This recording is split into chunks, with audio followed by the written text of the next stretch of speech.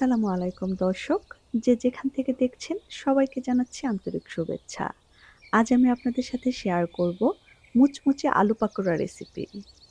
ঘরে থাকা অল্প কিছু উপকরণে 10 থেকে 15 মিনিটেই তৈরি করে নিতে পারবেন মজার এই স্ন্যাক্স আইটেমটি। আর বানানো তো খুবই সহজ। আশা করছি আজকের রেসিপি আপনাদের সবার ভালো লাগবে। আর রেসিপি ভালো লাগলে চ্যানেল সাবস্ক্রাইব করে পাশে থাকবেন। আর লাইক, কমেন্ট, শেয়ার করে আমাকে সাপোর্ট করবেন প্লিজ। কারণ আপনাদের একটা লাইক এবং কমেন্ট আমাকে অনেক বেশি উৎসাহিত করে। চলুন তাহলে আর দেরি না করে রেসিপিটি শুরু করা যাক। আলু পাকোড়া তৈরি করার জন্য আমি এখানে 5টি বড় সাইজের আলু খোসা ছাড়িয়ে নিয়েছি। এখন এগুলোকে আমি একটা গ্রেটারের সাহায্যে গ্রেট করে নেব। আমি একদম মিহি করে গ্রেট করব না, একটু মোটা আর পাতলা করে গ্রেট করব।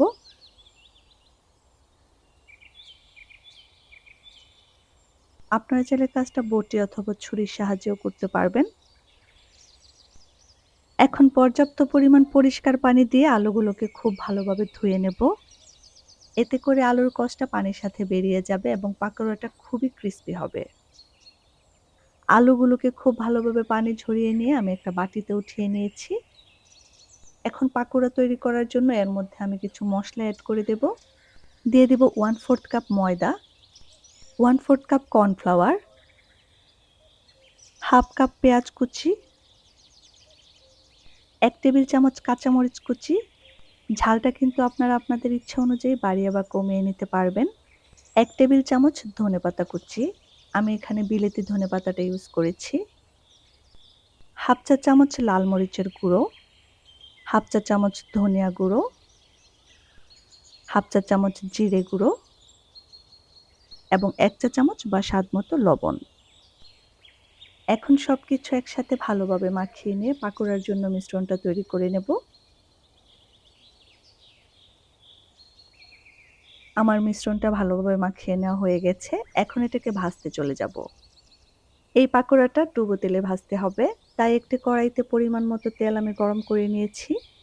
তেল গরম হয়ে যাওয়ার পর পাকোড়ার মিশ্রণ থেকে একটু একটু করে মিশ্রণ নিয়ে এভাবে করে হাতের সাহায্যে চেপে গোল গোল করে একটা একটা করে গরম তেলের মধ্যে ছেড়ে দিতে হবে এবং মিডিয়াম হাই হিটে এটাকে 4-5 মিনিট মুচমুচে করে ভেজে নিতে হবে। অল্প তাপে কিন্তু এটাকে ভাজতে যাবেন না, এতে করে ভেতরে অনেক বেশি তেল ঢুকে যাবে আর পাকোড়াটাও ক্রিস্পি হবে না। এক পাশে 1-2 মিনিট ভেজে নিয়ে অপর পাশে এটাকে উল্টে দিতে হবে। এভাবে করে উল্টে পাল্টে এটাকে মুচমুচে করে ভেজে নিতে হবে। প্রথম অবস্থায় এভাবে জোড়া লেগে থাকলে ভয় পাবার কোনো কারণ নেই, কারণ ভাজতে ভাজতে যখন এটা মুচমুচে হয়ে যাবে তখন এর জোড়াগুলো একা একাই ছেড়ে দেবে। আর পাকোড়াগুলোকে কিন্তু একসাথে অনেকগুলো দিয়ে ভাজবেন না, এতে করে কিন্তু ভাজা খুব একটা ভালো হবে না। আমি সবগুলো পাকোড়া 2 থেকে 3 ব্যাচে গোল্ডেন ব্রাউন কালার করে ভেজে নিয়েছি। বিকেলের নাস্তায় কিংবা চায়ের আড্ডায় এই পাকোড়াটা খেতে কিন্তু দারুণ লাগে। আশা করছি আজকের এই সহজ রেসিপি আপনাদের ভালো লেগেছে। আর রেসিপি ভালো লাগলে এরকম আরো সহজ আর সুন্দর সুন্দর রেসিপি পেতে আমার চ্যানেলটি সাবস্ক্রাইব করতে পারেন অথবা আমার ফেসবুক পেজটি ফলো করতে পারেন।